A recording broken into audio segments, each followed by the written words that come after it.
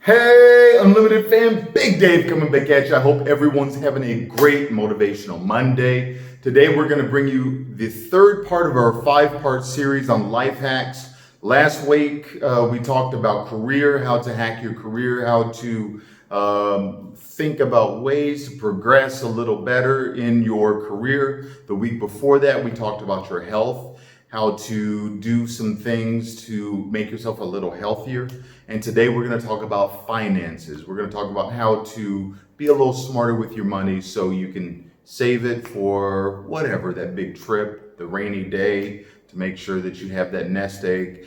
Don't forget that we also have the 5-part series, all the series in Greek, okay? My business partner Ryan is doing all of them in Greek. You'll see the link up here to his video. And then at the end of all of this, on the 22nd of this month, so July 2020, we're going to have a live Zoom session. So we're going to have everyone Zoom in and just talk. We're going to talk about the 5 pillars. We're going to talk about the life hacks, give you some other life hacks. And then really I wanted us to make sure that we create a dialogue to try to help you individually. So the Zoom session is going to be limited. So make sure you sign up now. The way to sign up is to go to www.upna.net and you'll see a link on the first page for signing up for the Zoom session. So I hope you guys join us for that.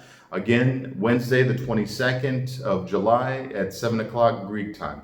All right, so let's go into the 3 things, the 3 areas that we're going to hack in our finances coming up. Hey guys, so the first of the 3 life hacks I'm going to talk about with finances is having the habit of writing what you're spending your money on down. So make sure that you either collect receipts throughout the day or sit down at some point during the day for 5 minutes and just go, this is what I've spent money on today. A lot of us don't realize how much money we're spending on certain things. For example, a lot of times you'll stop at Starbucks and buy a Starbucks. You do this every day, or you buy McHale coffee, or you buy something every single day, right? And it's just a habit of yours. But you don't realize that you're actually spending maybe $100, $200, $300, a euro every month on just coffee, or just whatever that little habit is that you have. So knowing that you're doing that, and knowing that you can maybe cut back if you want to save that portion of money for something else.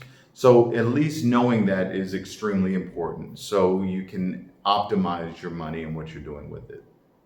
All right, guys, so the second thing is to open up a bank account that you don't have easy access to, okay? So maybe you don't have a card for it, a debit card or another card linking to that bank account. You can't just go to that bank. Maybe it's a kind of a obscure bank that you don't have easy access to just go into the teller. But the goal for that is to be able to put money into that account and not access that money very easily, okay? So this is one of the life lessons that I learned early on in my Air Force career, is to take money out of my bank account, so I had automatic allotment, and put it into a savings account that I just couldn't easily access, okay? So don't lock this money up in investments or mutual funds or something like that. Put it somewhere that you can access it, but not so easily.